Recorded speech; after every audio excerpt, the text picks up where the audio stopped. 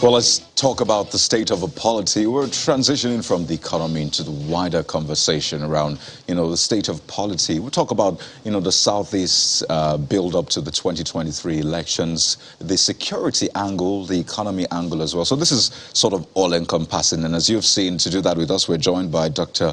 Nwodo, former governor of Enugu State, former national chairman of the People's Democratic Party, and coordinator of the Greater Nigeria Conference. He joins us live from our Abuja studio. Good morning, sir.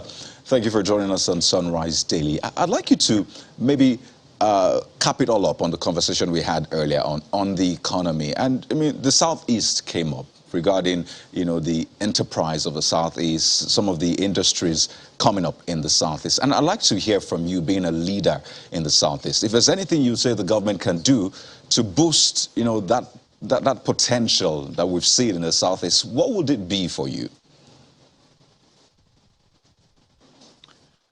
Thank you very much for having me this morning. I think the most important thing that we can do in the Southeast is synergy. Most of our states do not have such robust economy like the major oil-producing states that have a lot of money at their disposal.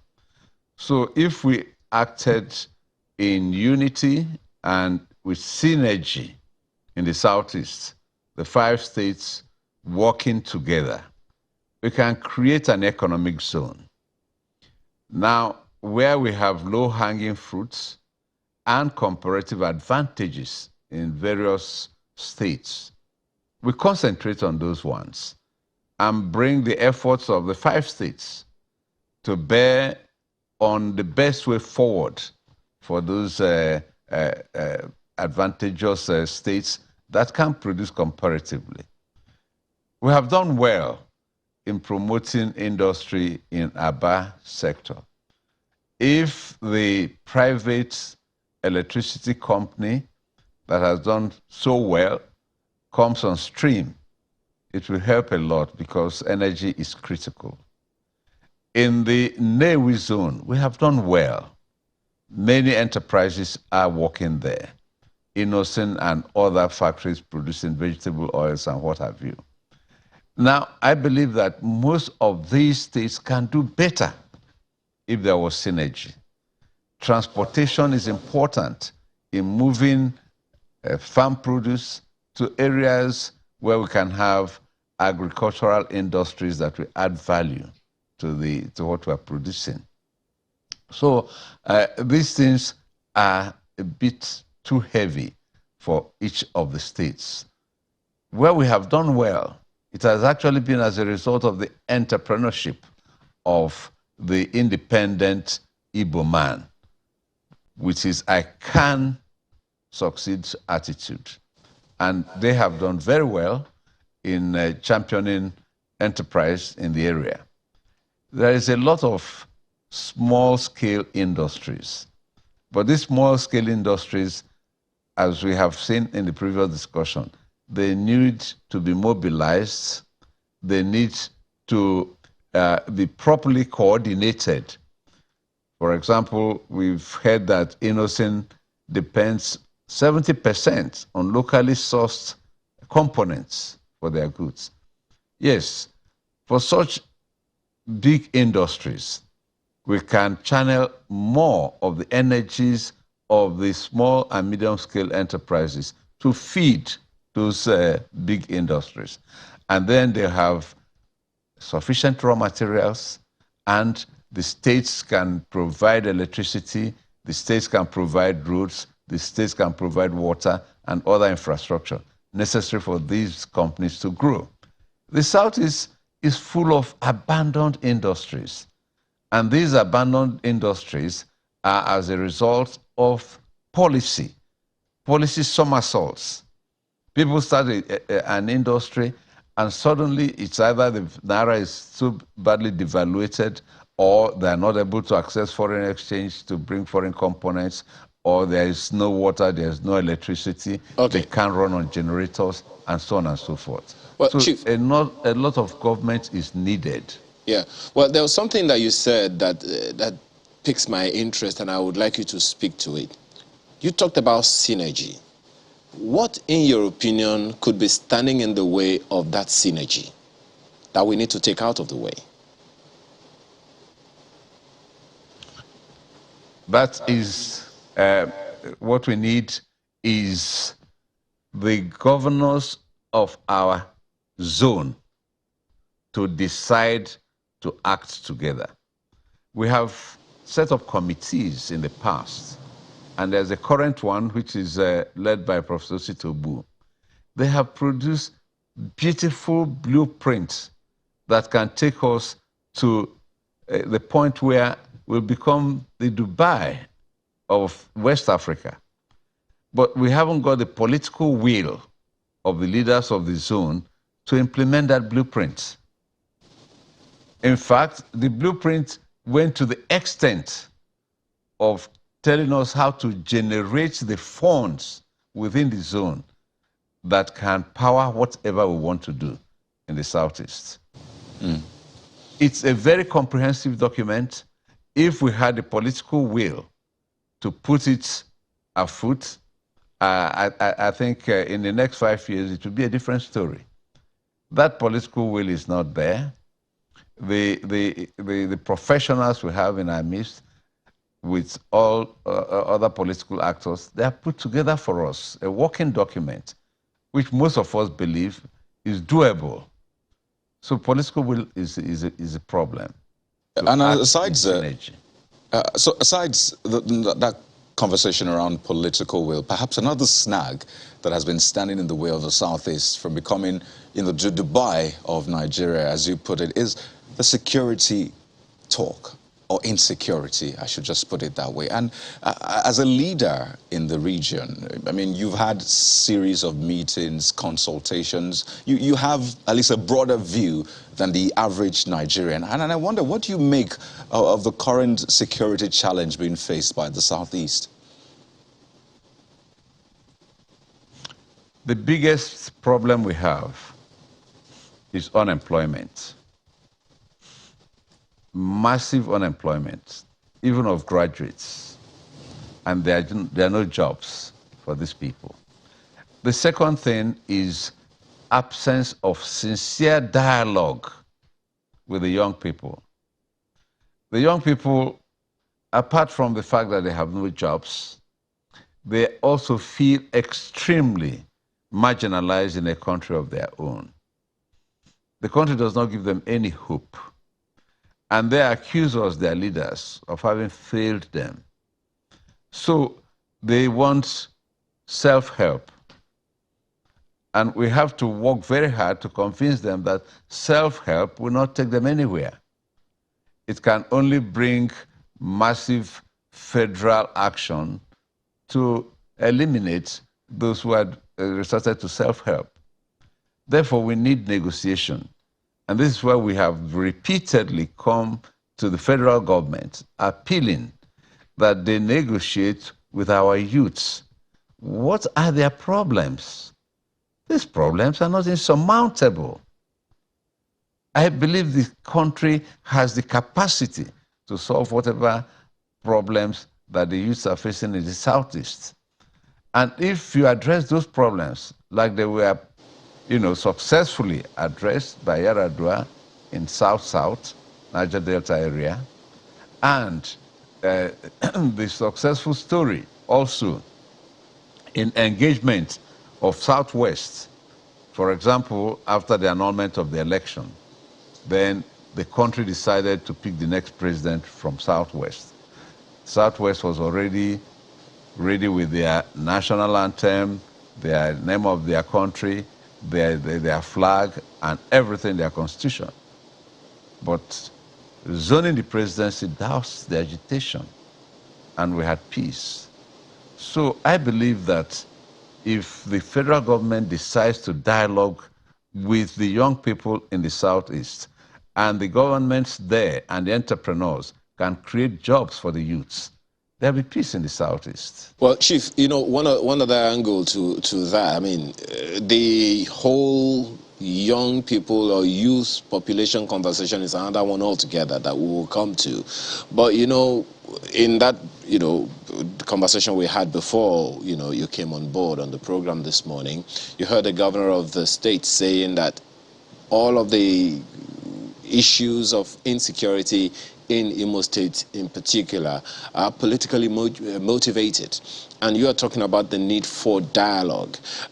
I'm wondering, you know, what you make of what the governor said in, I mean, pari passu, what you have also talked about now, the need for this conversation, this dialogue.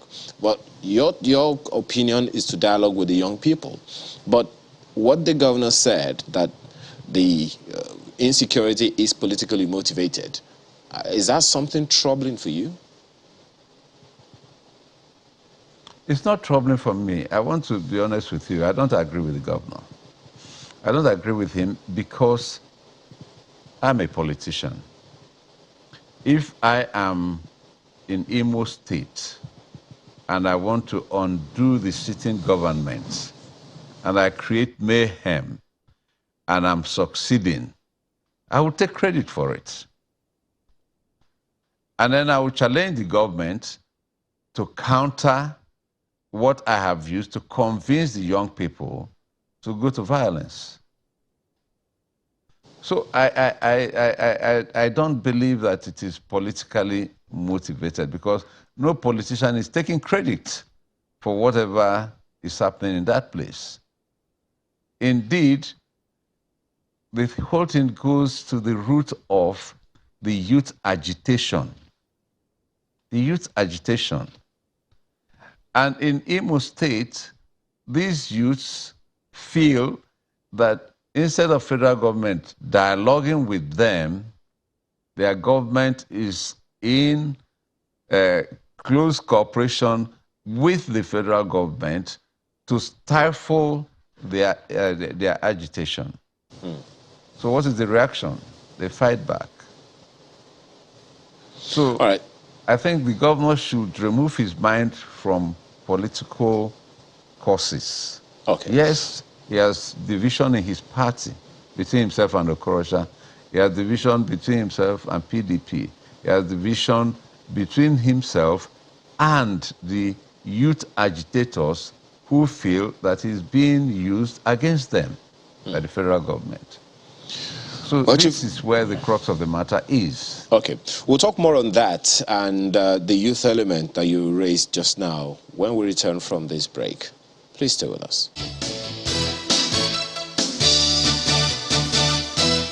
Thanks for staying with us. Well, Chief, before we segue into the youth conversation, just a quick one. I'm wondering, when you said that if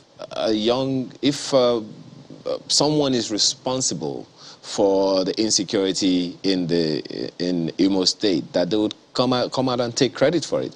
I'm wondering how you think that is possible for a politician to come out and say, I'm the one fomenting trouble in Imo State. Well, I'm talking as a politician.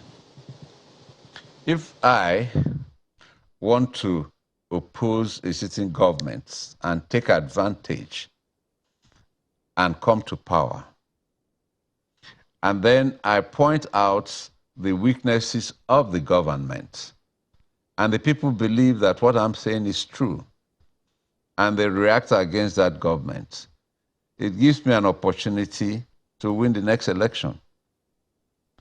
So why will I not take credit that I'm the one pointing at the weaknesses of the government that will make me to win the next election? And if the masses are reacting to the weaknesses I'm pointing out, it gives me a political advantage. Well, Chief, that's I believe that we... Well, my apologies for butting in. But what I'm saying is that we should engage the youths. Okay. Well, talking about the dialogue. Yes. Now, talking about the youth, it's not just something peculiar to the Southeast, you would agree with me.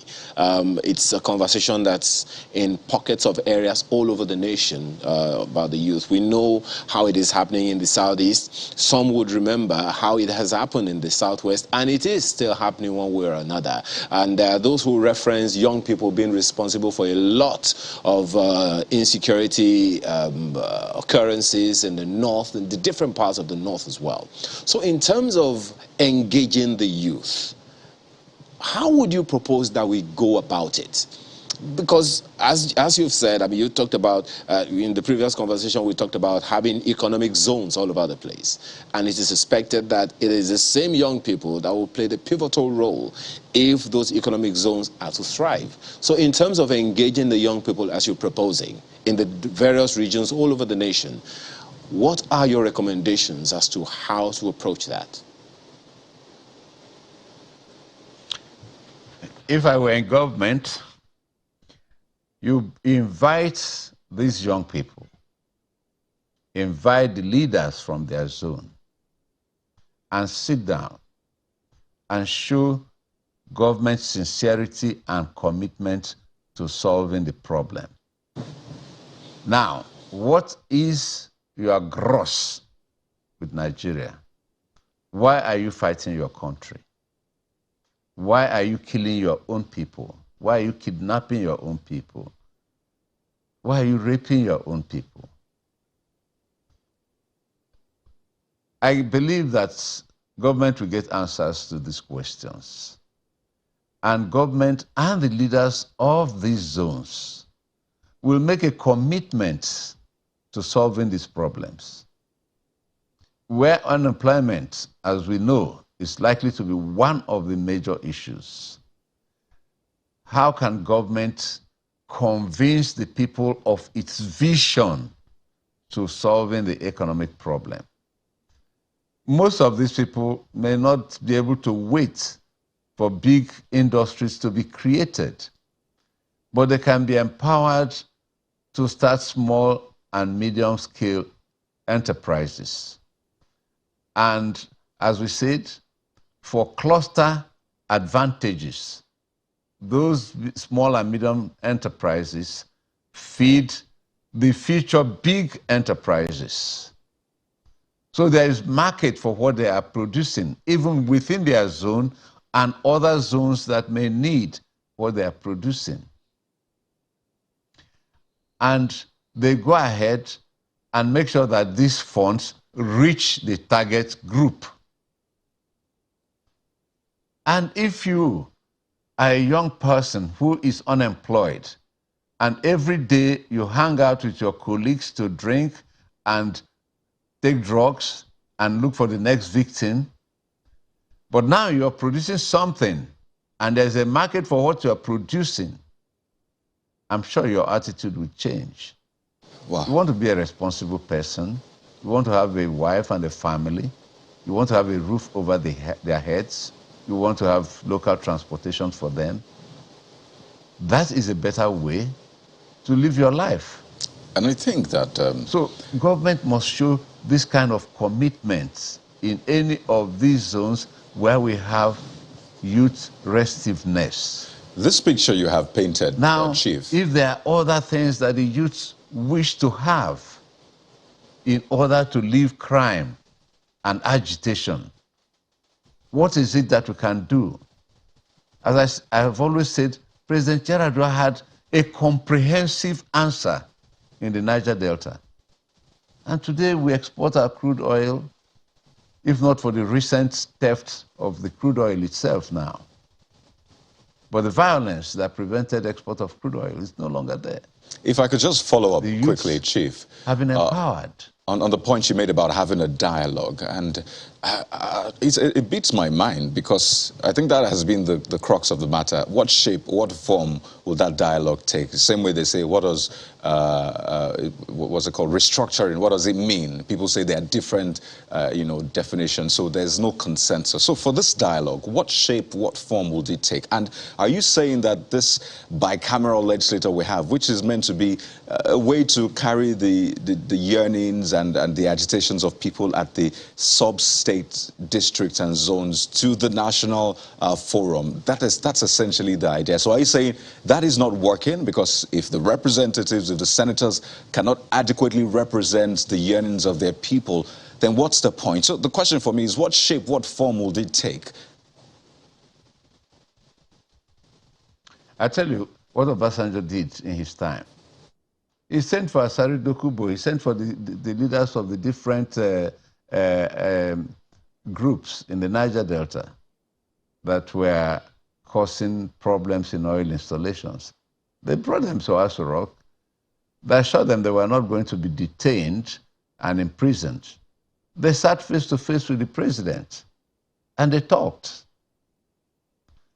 These young people I'm telling you about, if they have an idea that they can sit with the president of the country or a high-powered committee set by the federal government, they will gladly come and tell the federal government what is their problem. If you want, you can ask the leaders from their zone to accompany them. If they have anything against those leaders, they will tell the federal government that the leaders are to be blamed here or there, and the leaders will correct whatever the youths have against them. So it's a holistic discussion between the leaders of the aggrieved groups, the leaders from their zone, and the federal government. Federal government cannot shy away from this. Well, just a quick one. Please do this in 60 seconds because there is a very important issue to take you on. Isn't that in a way an admittance on the part of the governors, you know, in those regions and states that they cannot, quote unquote, rein in their young? Well, you know, the governors, they say that the chief security officers of their zones, but you know that that's not in practice. They're not. Take, for example, Governor Soludo, who has just come on board. Very enthusiastic to solve this problem. And then he has reached out to the IPOB. The IPOB and the religious and traditional rulers in Anambra State and the Southeast sat down and discussed with the IPOB. And they convinced them that the fastest way that Nnamdi Kanu can come out is a political solution. And they believed and are ready to walk along that line. Then another group, another faction, which is led by somebody not even from Anambra State in the IPOB, and then some foreign supporters of the IPOB say no, they're not ready to dialogue with the state government. And state government says, well, if you are not ready to dialogue with us, we consider you as criminals and we'll face you. But you can see that they don't even have the capacity to face those ones. And they are still raining mayhem. Well, Chief. The governor doesn't have police, he doesn't have army, he doesn't have anything.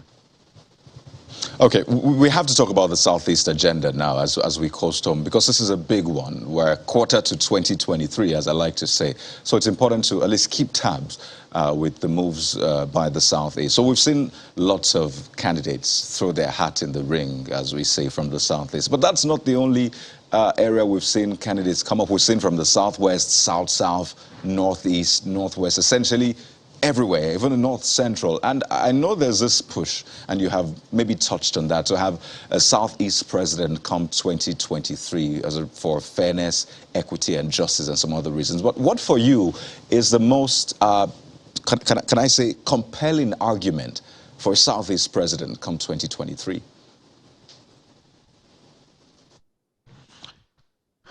What I think is the most compelling argument is that this country, Nigeria, has a conscience. And that conscience comes on play from time to time. We have said it in the South-South with Niger Delta agitation for control of their resources. We have seen it post-June 12 in the big political parties choosing their candidates from Southwest. We have even seen the federal government intervention in the Northeast Commission. We have also seen foreign aid flowing into the Northeast, and so on and so forth. What we're saying is, why is it that when it comes to deal with the Southeast, with the conscience of the nation, that conscience takes a flight?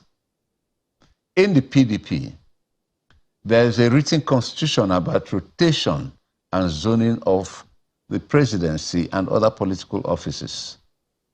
We have just done it in the last convention where we elected the members of our National Working Committee and National Executive. Why is it that now that we have come to the presidency, that constitution is jettisoned? Last time we went to choose our presidential candidate in Port Harcourt in 2019, we zoned the presidency to the north. Nobody from southern Nigeria contested in that convention. So why are we changing the goalposts in the middle of the game? Now that it's supposed to be zoned to southern Nigeria, and preferably to the southeast that has not occupied that position before. In fact, since Nigeria was founded. So we believe that the only thing we can do is to appeal to the conscience of the nation.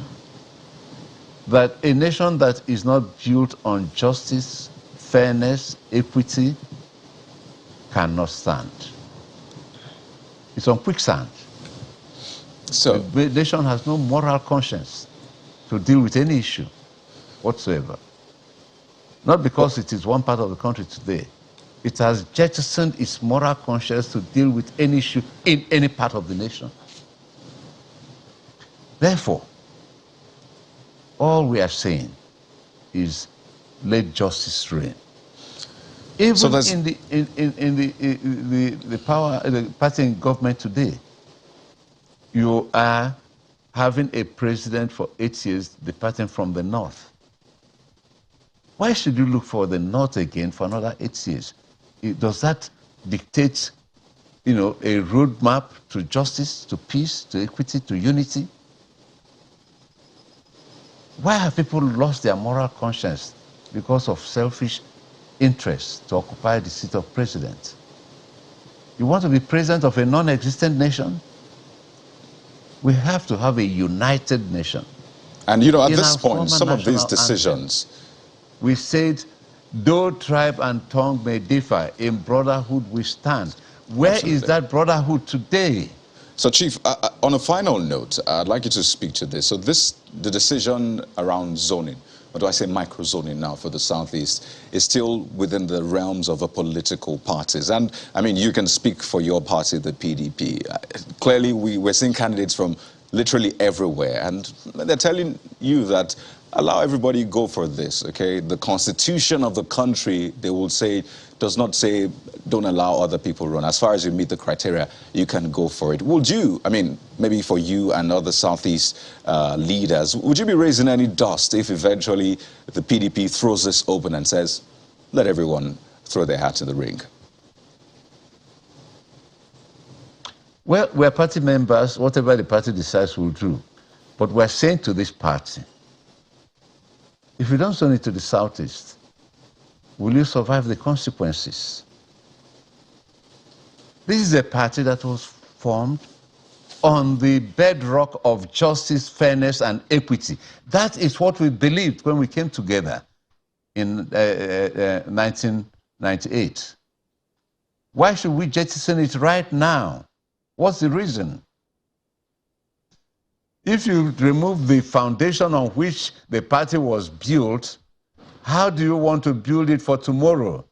What do you want to hand over to posterity and to our children? That's why we're saying, leaving the thing open. Okay, If you say by doing that, you satisfy everybody.